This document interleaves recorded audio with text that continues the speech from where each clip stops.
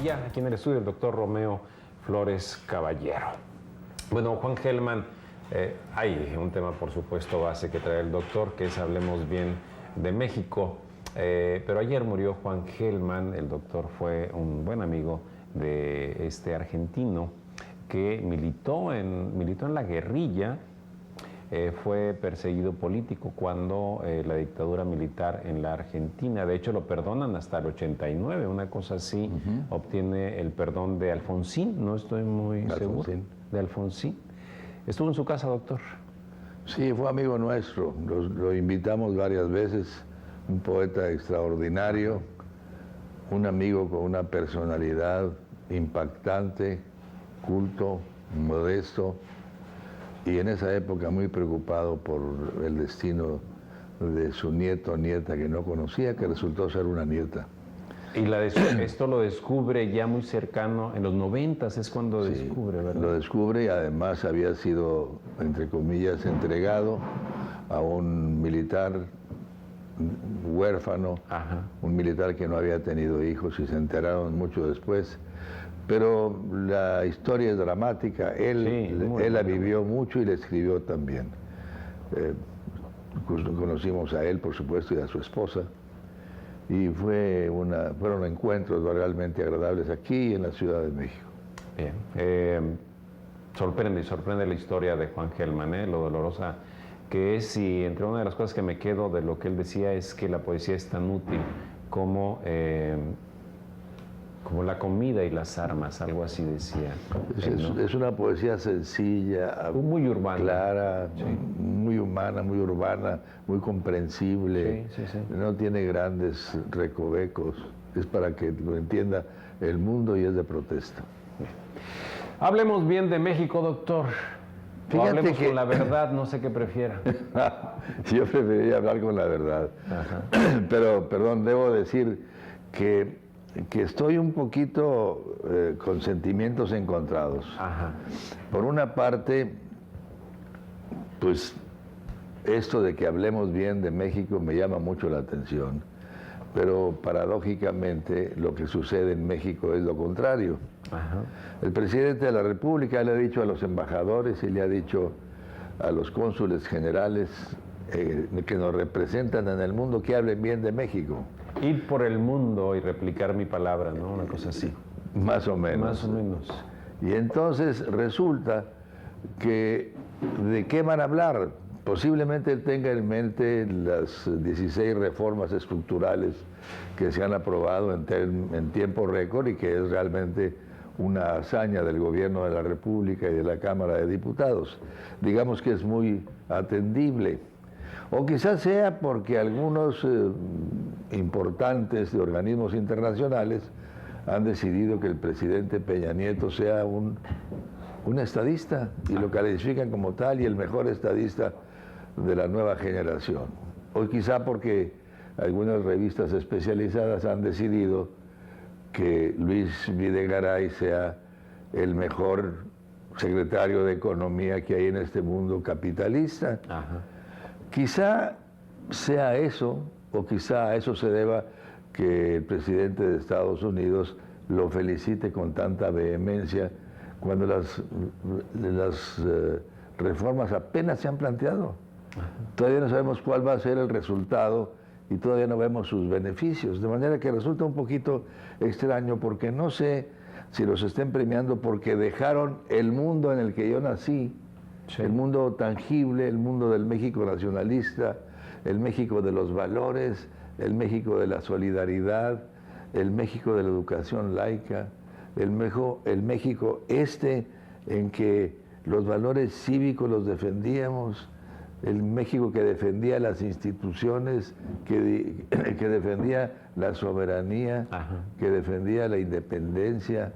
Este México que luchaba contra era antiimperialista. Totalmente, sí. Entonces, por eso lo estamos premiando, porque ha dejado un mundo atrás y lo consolida, un cambio que empezó hace 30 años, no empezó ahora, pero que él pone, por supuesto, en fin. Es el premio por haber terminado con el régimen de propiedad de la tierra y de la propiedad del subsuelo, o por haber impuesto parte de la sociedad del dinero en el gobierno, o por estar ahora asociado con el Consejo Coordinador Empresarial, o con los empresarios, o de qué se trata. Porque ahora el poder político ya no está en manos de los políticos ni de los ciudadanos, sino de una élite confabulada entre una nueva generación de técnicos en la política y este grupo empresarial. Y sobre esta campaña, ¿qué estamos celebrando? Sobre esta campaña de la Concanaco, bueno, ya se sumaron el Consejo Coordinador Empresarial y Gobierno Federal a través de turismo, una cosa así. Hablemos bien de México. Si se lee en la página, es el poder de la palabra, cambia la realidad de las cosas. Es que de veras en la recámara de una casa, una pareja de jóvenes está diciendo, como en un lenguaje muy serio, ya vienen las ventajas del gas. Ajá. Una vez que tengamos gas y hasta que explote, la luz va a bajar. Eso son mentiras, Bueno, eso es falso. ¿Por qué decirlo? Entonces, si estamos cambiando el sistema, si estamos cambiando lo que somos, ¿de qué vamos a hablar bien de México? Vamos a hablar de lo que mismo Gurría, que acaba de venir a echarle las porras increíbles. México, ya estamos en los umbrales sentando las bases del México del 2050. Ajá. Vamos a crecer, nos vamos a hacer la envidia de todos. Gurría está diciendo eso y al mismo tiempo él mismo dice: ¿qué está pasando? Los banqueros que nosotros ayudamos, a quienes les facilitamos la adquisición de los bancos, el que les permitimos que hicieran negocios en la industria de banco, a estos banqueros ahora resulta que no quieren prestar a los mexicanos. Algo tenemos que hacer. El mismo Gurría está diciéndonos en la OECD, pues México es el país más pobre de los miembros de la OECD. Nos dice también que somos los más inseguros. Nos dice que tenemos la sociedad de menores ingresos de todo, pues de los países de la OECD. Sí, sí, sí. Nos está diciendo que esa inseguridad nos lleva a una enorme falta de actividad económica y nos dice también que pues tanto la preparación, la cultura como la salud son de los más bajos. El mismo que está diciendo que tenemos un país por el cual presumir. ¿De qué vamos a presumir si la corrupción se ha hecho exponencial y también él lo dice, somos uno de los países, si no el más corrupto de los miembros de la OECD? Qué barbaridad. Entonces, ¿de qué estamos hablando? Hablemos bien de México, sí. Hablemos bien de México, de esta hazaña con la que pretende cambiarse un sistema político. Hablemos bien por el hecho de que hemos desterrado uno o enterrado uno, el del nacionalismo revolucionario, y hemos implantado esta revolución neoliberal. Solo por eso, porque nos hemos incorporado a la dinámica del capitalismo financiero que tiene como sede Estados Unidos. Hablemos bien de México solo porque hacemos las cosas que nos dice el Fondo Monetario Internacional o el Banco Mundial. Sí. Por eso vamos a hablar bien de México, o hablemos bien de México porque hemos logrado crear empleos, desarrollar la economía, crear sistemas de educación que valgan la pena y que formen a las generaciones, porque tenemos un sistema de salud para todos.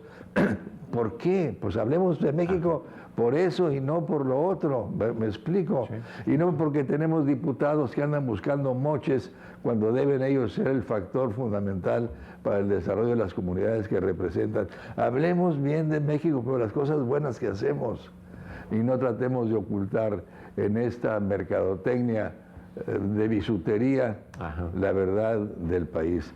Creo que tenemos un país extraordinario, creo que tenemos muchas cosas importantes, creo que lo podemos hacer bien, pero por favor, que no la mercadotecnia política sea la que domine el mensaje presidencial ni el mensaje de los mexicanos, porque frente a esto existe la otra paradoja. Aquí, por ejemplo, se aumenta la gasolina, se aumenta el precio del transporte urbano y nadie protesta. Nadie no hay dice, una movilidad social, ¿no? Entonces, aquí está la paradoja. Sí. Hay un divorcio entre lo que se dice y lo que se hace, y hay un divorcio aún mayor de la población que ve sus ingresos disminuidos y es totalmente apática. No pasa nada. ¿Qué país tenemos? ¿Qué sociedad tenemos? ¿A dónde vamos?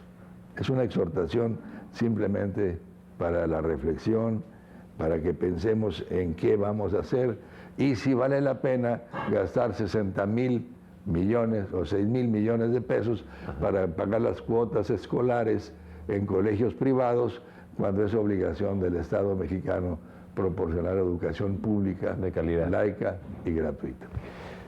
Póngale puntos suspensivos, doctor. ¿Y qué le parece si lo platicamos en la ciudad hoy por la noche? Me parece muy bien. Estará con nosotros en la ciudad, hoy 9:30 de la noche, el doctor Romeo Flores Caballero y el doctor Francisco Ramírez, director académico de la Facultad de Ciencias Políticas y Administración de la Universidad Autónoma de Nuevo León. Excelente. En la ciudad hoy 9:30, precisamente sobre eso más o menos vamos. Hablaremos entonces de eso con mucho gusto. Gracias, doctor. A ustedes. Gracias por su colaboración esta mañana.